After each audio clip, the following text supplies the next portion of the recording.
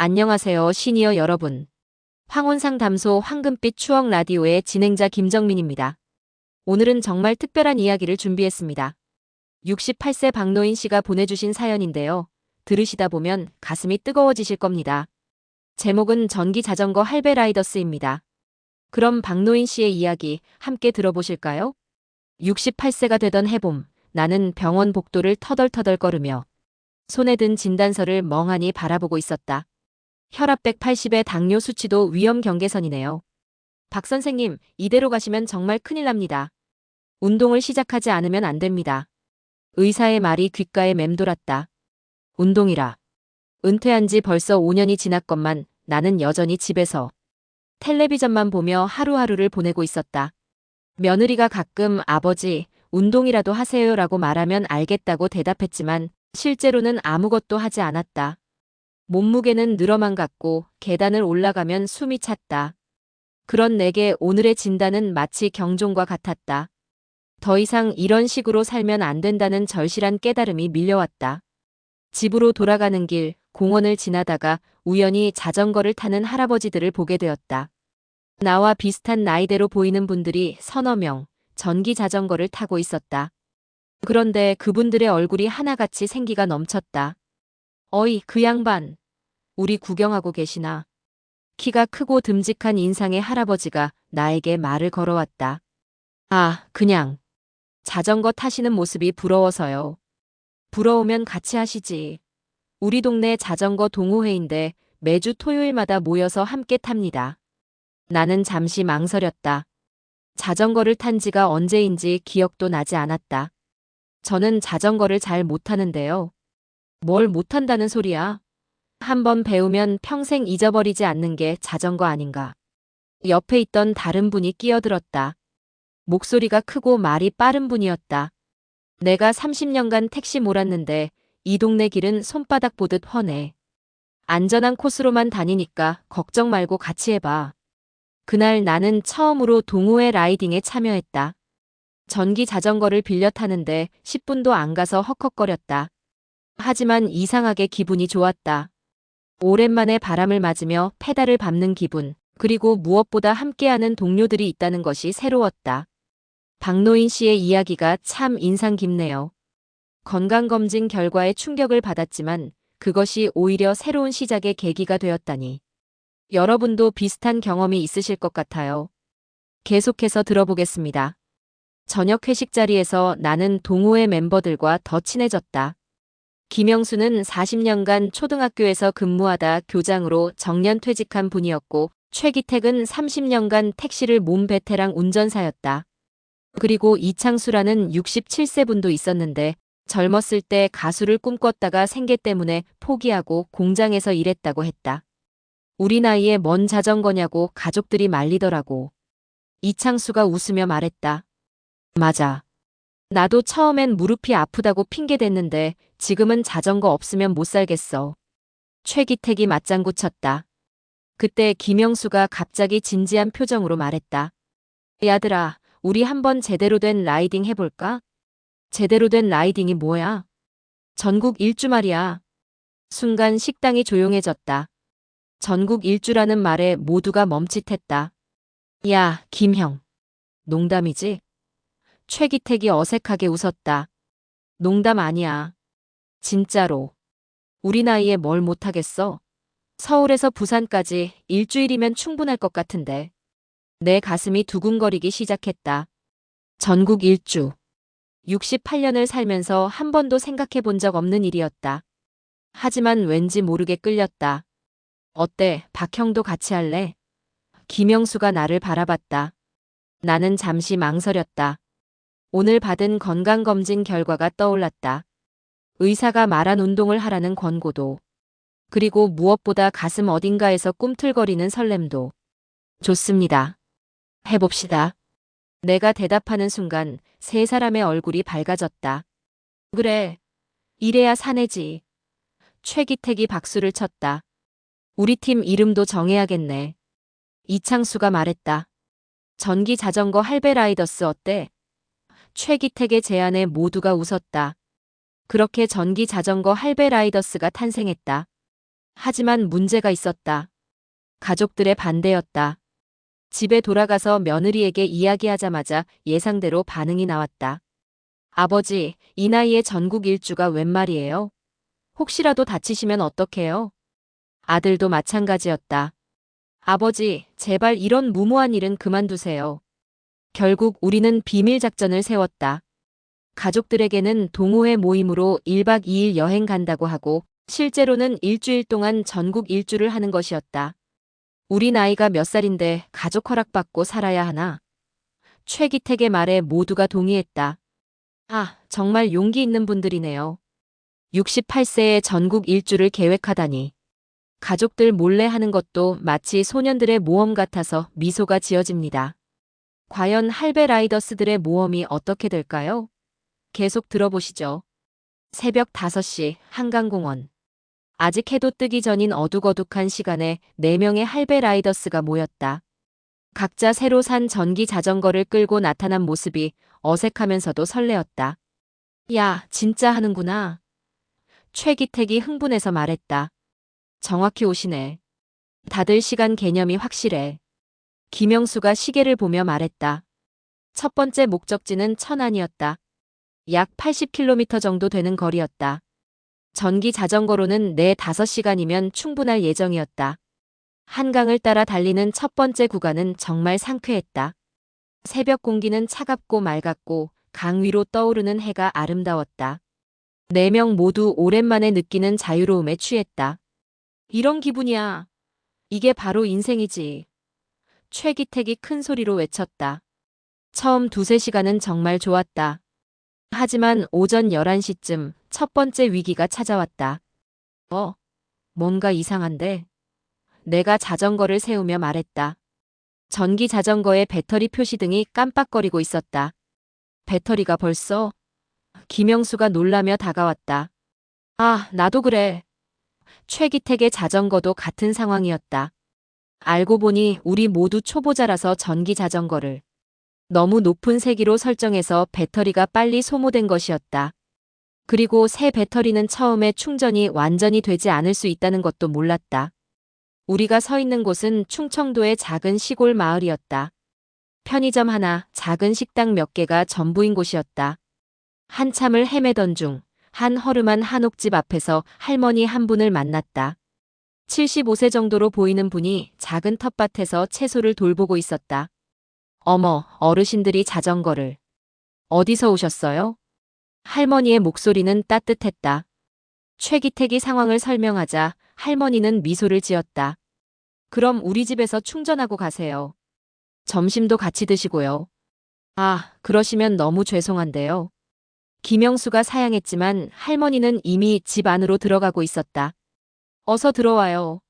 혼자 사는 집이라 심심했는데 손님이 오니까 좋네요. 할머니는 된장찌개를 끓여주었다. 시골 밥상 특유의 정겨운 맛이었다.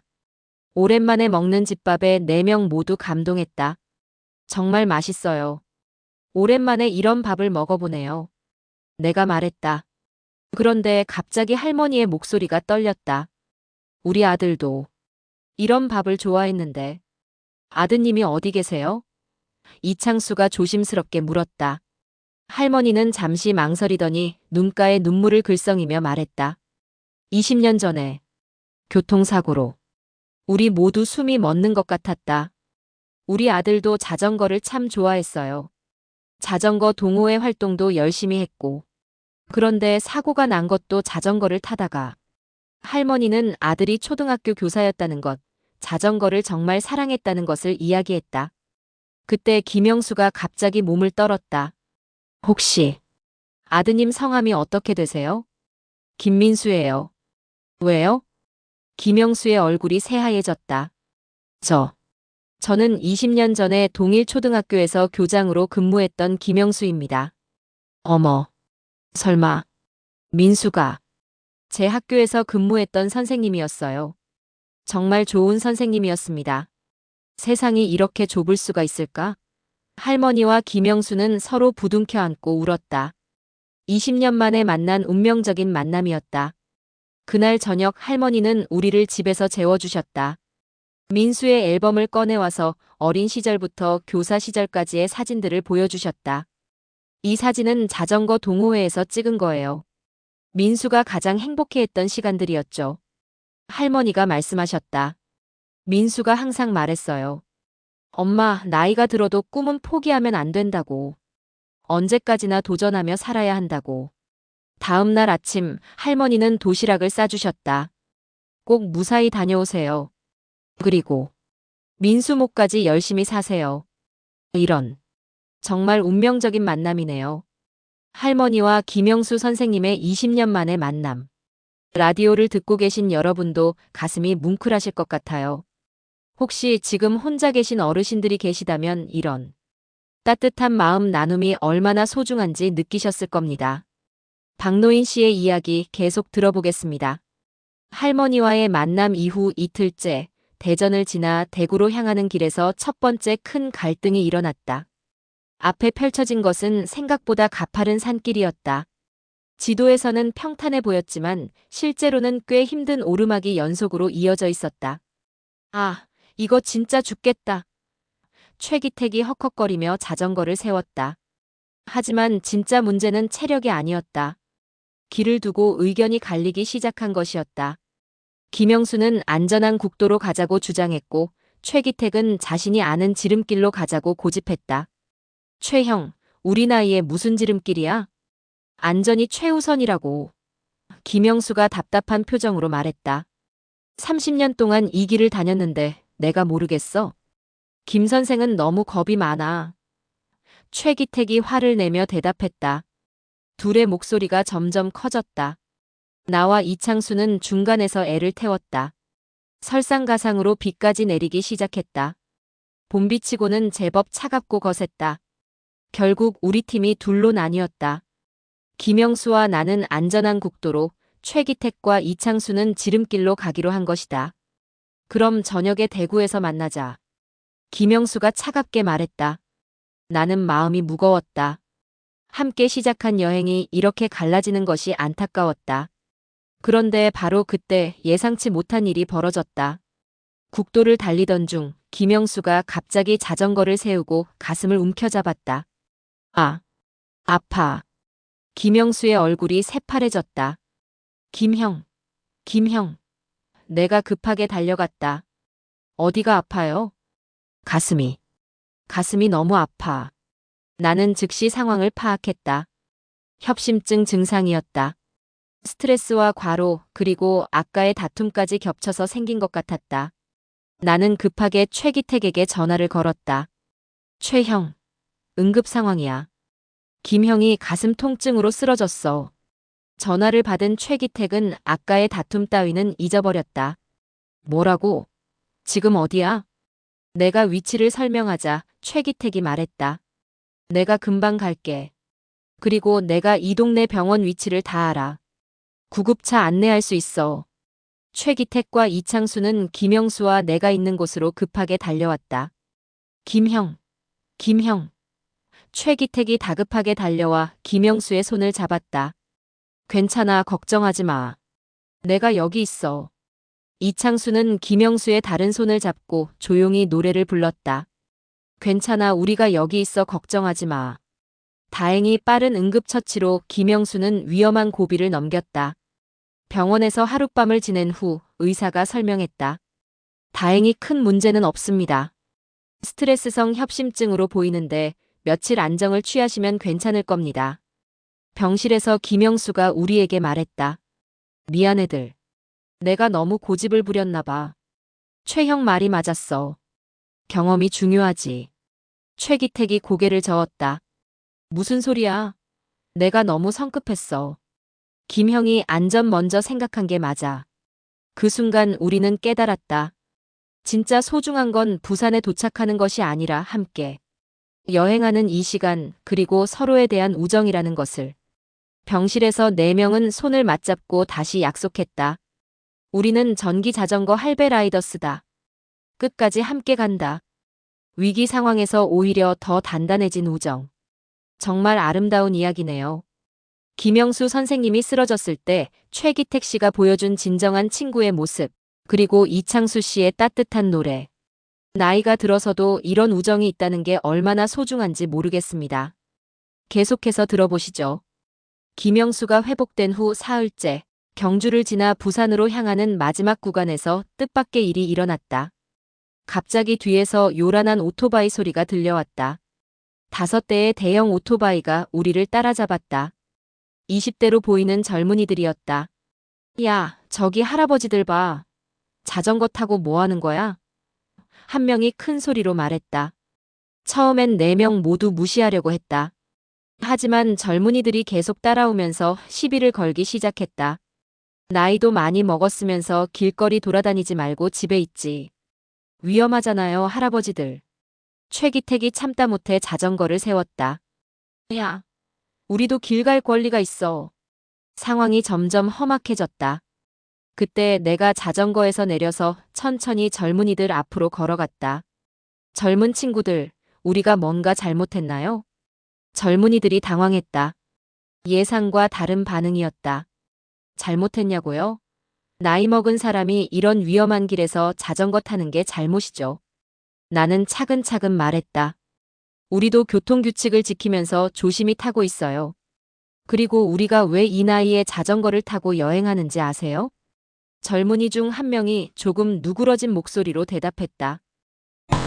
왜요? 꿈꾸는 걸 포기하고 싶지 않아서예요.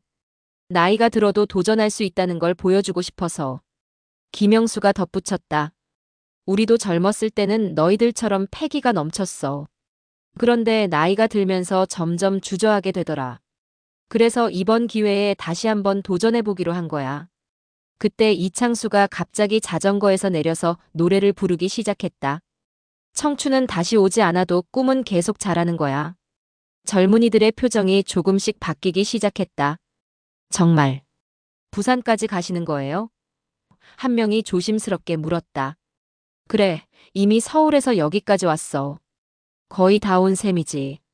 이창수가 대답했다. 그때 젊은이들 중 리더 격인 사람이 오토바이에서 내렸다. 죄송합니다, 할아버지들. 저희가 너무 무례했네요. 다른 젊은이들도 하나둘 내렸다. 존경합니다. 저희가 앞에서 길을 안내해 드릴게요. 정말 놀라운 일이 벌어졌다. 젊은이들이 우리의 에스코트를 자청한 것이다. 오토바이 5대가 앞뒤로 우리를 보호하며 함께 달리기 시작했다. 중간에 휴게소에 들러서 함께 라면도 먹었다. 젊은이들이 우리 자전거 점검도 해주고 타이어 공기압도 확인해 주었다. 할아버지들, 정말 멋있어요. 저도 나이 들면 이런 멋진 일 해보고 싶어요. 한 젊은이가 말했다. 헤어질 때 젊은이들이 말했다. 할아버지들, 꼭 무사히 부산까지 가세요. 저희가 응원할게요. 이 만남을 통해서 우리는 또 하나의 소중한 깨달음을 얻었다. 세대 간의 벽은 생각보다 높지 않다는 것, 그리고 진정성은 나이를 뛰어넘는다는 것을. 정말 훈훈한 이야기네요. 처음엔 갈등이 있었지만 결국 서로를 이해하게 된 할아버지들과 젊은이들. 이런 세대 간의 화합이야말로 우리 사회에 꼭 필요한 것 같아요. 그런데 박노인 씨의 이야기에는 더 큰 반전이 기다리고 있었습니다. 부산까지 이틀 남은 어느 저녁, 울산의 한 모텔에서였다. 4명이 함께 저녁을 먹으며 그동안의 여행을 돌아보고 있었다. 정말 많은 일이 있었네. 김영수가 감회 깊게 말했다. 할머니도 만나고 젊은 친구들도 만나고. 세상이 생각보다 따뜻한 곳이야. 최기택이 맞장구 쳤다. 그런데 이창수만 유독 조용했다. 평소 같으면 노래라도 불렀을 텐데 오늘은 계속 침묵을 지키고 있었다. 이 형, 어디 아파? 내가 걱정스럽게 물었다. 얼굴이 안 좋아 보이는데. 이창수는 잠시 망설이더니 대답했다. 아니야. 괜찮아. 그냥 조금 피곤한 것 같아. 하지만 최기택은 뭔가 이상하다는 걸 눈치챘다. 이 형, 요즘 자꾸 혼자 약 먹는 것도 봤고. 혹시 우리가 모르는 뭔가 있는 거 아니야? 이창수는 한참 고민했다. 말해야 할까 말지 말까. 하지만 이제 며칠 후면 여행도 끝나고 이들과 함께할 시간도 얼마 남지 않았다. 더 이상 숨길 수 없을 것 같았다. 사실 이창수가 조심스럽게 입을 열었다. 내가 3년 전에 췌장암 진단을 받았어. 순간 모텔방이 조용해졌다. 3명 모두 할 말을 잃었다. 김영수가 떨리는 목소리로 물었다. 이형. 그럼 지금? 의사가 그랬어. 길면 1년, 짧으면. 이창수가 눈물을 참으며 말했다. 몇 달이라고. 내가 다가가서 이창수의 어깨를 잡았다. 그래서 이 여행을 하자고 한 거예요? 이창수가 고개를 끄덕였다. 젊을 때 가수가 되고 싶었거든. 그런데 생활 때문에, 가정 때문에 포기했지. 결혼하고 아이들 키우느라 꿈은 뒷전이었어. 그는 계속했다. 죽기 전에 딱 한 번만 많은 사람들 앞에서 노래를 불러보고 싶었어. 그게 내 마지막 소원이야. 최기택이 울먹이며 말했다. 이 바보야. 왜 혼자만 알고 있었어? 우리가 뭐 남이야? 미안해. 너희들 걱정시키고 싶지 않았어. 그냥 마지막까지 평범하게 지내고 싶었거든. 김영수가 안경을 벗고 눈물을 닦았다. 이 형, 부산에서 노래만 할 거야? 우리가 제대로 된 무대를 만들어주면 안 될까? 무슨 소리야? 콘서트를 열어주자. 이 형을 위한 특별한 콘서트를. 내가 손을 치며 말했다. 좋은 생각이에요. 해운대에서 작은 공연이라도 해보자고요. 최기택도 신이 났다. 내가 연줄이 있어. 뭔가 만들어 볼 수 있을 것 같은데. 이창수는 믿을 수 없다는 표정이었다. 정말. 그게 가능할까? 물론이야. 형의 꿈을 우리가 꼭 이뤄드릴게. 내가 단호하게 말했다. 그날 밤 3명은 잠도 안 자고 계획을 세웠다. 어떻게 하면 이창수에게 잊지 못할 무대를 만들어줄 수 있을까? 다음 날 아침, 이창수가 모두를 깨우며 노래했다.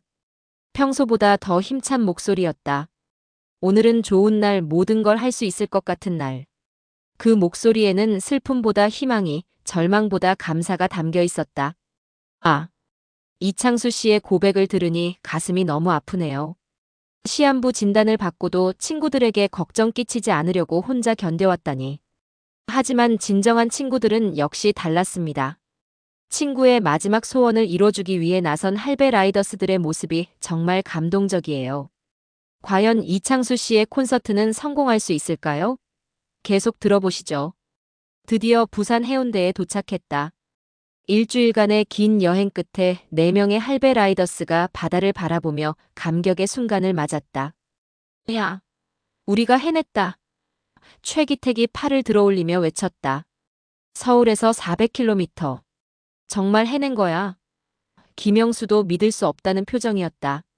하지만 감상에 젖을 시간은 없었다. 이창수의 콘서트를 준비해야 했으니까. 먼저 장소 섭외부터 시작했다. 김영수가 해운대 근처의 작은 마을 회관을 찾아갔다. 콘서트요? 갑자기 그게 가능할까요? 마을 회관 관리인이 난감해했다. 김영수가 이창수의 사연을 자세히 설명했다. 시한부 진단을 받은 친구의 마지막 소원이라는 이야기를. 관리인 아저씨도 감동했나 보다. 눈가가 촉촉해지더니 말했다. 그런 사연이면 우리 마을 사람들도 많이 올 거예요. 제가 홍보도 도와드릴게요. 회관 사용료는 받지 않겠습니다. 한편 최기택은 음향 장비를 구하러 다녔고 나는 이창수와 함께 노래 연습을 했다. 어떤 노래를 부르실 거예요? 내가 젊었을 때 만든 곡이 있어. 친구라는 제목인데 오늘 같은 날을 위해 만든 것 같아. 콘서트 당일 저녁 7시. 작은 마을 회관에 사람들이 모여들기 시작했다. 예상보다 훨씬 많은 분들이 왔다. 동네 할머니, 할아버지들부터 시작해서 젊은 부부들, 아이들까지. 그리고 깜짝 놀라운 것은 길에서 만났던 그 오토바이 젊은이들도 달려온 것이었다. 할아버지들, 저희 온다고 했잖아요. 리더가 웃으며 인사했다. 회관이 꽉 찼다. 100명 정도 되는 관객들이 기대에 찬 표정으로 앉아 있었다.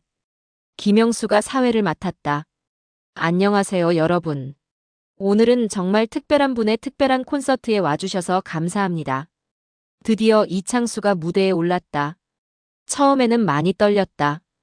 67년을 살면서 이렇게 많은 사람 앞에 선 것은 처음이었으니까. 하지만 첫 곡을 시작하자마자 모든 것이 바뀌었다. 그 옛날 그 시절로 다시 돌아가고 싶어라. 회관이 조용해졌다. 이창수의 목소리에 모든 사람들이 빠져들었다. 두 번째 곡은 이창수가 직접 만든 친구였다. 이 노래는 제가 평생 부르고 싶었던 노래예요. 오늘 함께 해주신 소중한 친구들을 위한 노래입니다. 함께 걸어온 이 길 위에서 서로의 손을 잡고 있었네. 힘들 때도 기쁠 때도 우리는 함께였네. 노래가 끝나자 회관 곳곳에서 흐느끼는 소리가 들려왔다. 너무나 진솔한 노래, 진심이 담긴 목소리에 모든 사람이 감동한 것이다. 콘서트가 끝나자 모든 관객들이 일어서서 박수를 쳤다. 스탠딩 오베이션이었다. 앙코르, 앙코르. 그런데 더 놀라운 일이 벌어졌다. 관객 중 한 분이 이 모든 장면을 핸드폰으로 촬영해서 유튜브에 올린 것이다. 영상은 하룻밤 사이에 조회수 100만을 넘었다. 댓글도 수천 개가 달렸다. 눈물이 멈추지 않아요. 나이는 정말 숫자에 불과하네요. 저도 포기했던 꿈을 다시 찾아야겠어요. 이창수가 그 영상을 보며 믿을 수 없다는 표정으로 말했다. 내가 정말 가수가 된 거야? 그날 밤 4명은 해운대 바닷가에 앉아서 밤하늘의 별을 바라봤다. 이 형, 소원 이뤘지? 최기택이 물었다. 응. 이제 후회 없어. 너희들 덕분이야. 이창수가 눈물을 글썽이며 대답했다. 와, 정말 감동적인 콘서트였네요. 67세에 처음으로 무대에 선 이창수 씨, 그리고 친구의 꿈을 위해 모든 걸 도운 할배 라이더스들. 유튜브 영상이 100만 조회수를 넘었다니 정말 기적 같은 일이에요. 꿈은 정말 나이를 모르는 것 같습니다. 마지막 이야기를 들어보시죠. 부산에서 이틀을 더 머물고 드디어 서울로 돌아가는 날이 되었다. KTX 안에서 4명은 지난 일주일을 회상했다. 서울역에 도착했을 때 깜짝 놀라는 광경이 기다리고 있었다. 가족들이 모두 나와 있었던 것이다. 아버지, 내 며느리가 달려와서 안겼다. 정말 대단하세요. 유튜브 영상 봤어요. 저희가 잘못 생각했어요. 김영수의 딸도 눈물을 글썽이며 말했다. 아빠, 정말 자랑스러워요. 가족들도 우리의 용기와 우정, 그리고 꿈을 이루려는 열정을 이해하게 된 것이었다. 그 후 정말 놀라운 일들이 연달아 일어났다. 한 달 후 이창수에게 지역 방송국에서 연락이 왔다. 정식 공연 제의였다. 3개월 후에는 더 놀라운 소식이 들려왔다. 이창수의 암 수치가 현저히 좋아진 것이었다. 의사가 그래요. 마음이 밝아지고 스트레스가 줄어들면서 면역력이 좋아졌다고요. 이창수가 기쁘게 말했다. 6개월 후에는 거의 완치 수준까지 회복되었다. 꿈을 이루고 좋은 친구들과 함께하면서 몸과 마음이 모두 건강해진 것이다. 1년 후 우리는 또 다른 도전을 계획했다. 이번에는 제주도 일주 어때? 내가 제안했다. 좋지. 우리 나이가 뭐 대수냐? 김영수가 찬성했다. 제주도 길은 내가 다 알아. 최기택이 자신있게 말했다. 이창수는 노래하며 대답했다. 어디든지 좋아, 함께라면 좋아. 지금도 우리는 계속 만난다. 자전거를 타기 힘든 날에는 카페에서 차를 마시며 이야기를 나눈다. 이창수는 지역의 유명한 가수가 되었고 김영수는 자전거 동호회 회장이 되었다. 최기택은 시니어 여행 가이드라는 새로운 일을 시작했고 나는 이 경험을 책으로 써서 베스트셀러 작가가 되었다. 하지만 무엇보다 소중한 건 우리의 우정이다. 우리 나이에 뭘 못하겠어? 최기택의 입버릇이 된 말이다. 나이는 정말 숫자일 뿐이야. 내가 맞장구 친다. 꿈을 꾸는데 늦은 나이는 없어. 김영수가 덧붙인다. 그리고 이창수는 항상 노래로 마무리한다. 친구가 있어서 행복해, 꿈이 있어서 즐거워. 전기 자전거 할배 라이더스의 이야기는 아직 끝나지 않았다. 우리의 도전은 계속되고 있고 우리의 우정도 더욱 깊어져만 간다. 박노인 씨의 감동적인 이야기 어떠셨나요? 68세에 시작한 전국 일주가 이렇게 많은 기적을 불러일으킬 줄 누가 알았겠습니까? 건강도 회복하고 꿈도 이루고 진정한 우정도 깊어지고 가장 인상 깊었던 건 이창수 씨의 변화입니다. 시한부 진단을 받았던 분이 꿈을 이루고 나서 완치까지 되다니. 정말 마음의 힘이 얼마나 중요한지 느끼게 됩니다. 그리고 무엇보다 나이가 들어도 포기하지 않는 도전 정신과 진정한 우정의 소중함을 다시 한번 깨닫게 되는 이야기였습니다. 혹시 라디오를 듣고 계신 시니어 여러분들도 도전해보고 싶은 일이 있으시다면 주저하지 마세요. 박노인 씨가 말씀하신 것처럼 나이는 정말 숫자일 뿐입니다. 그리고 혼자 계신 분들이 있으시다면 용기 내어 동호회나 모임에 참여해보세요. 전기 자전거 할배 라이더스처럼 평생의 친구들을 만날 수 있을지도 모르거든요. 오늘 이 따뜻한 이야기를 보내주신 박노인 씨께 다시 한번 감사드립니다. 그리고 라디오를 들어주신 모든 시니어 여러분들의 인생이 더욱 빛나길 바라며 다음 주에도 더 좋은 이야기로 찾아뵐게요. 지금까지 황금빛 추억 라디오의 김정민이었습니다. 안녕히 계세요.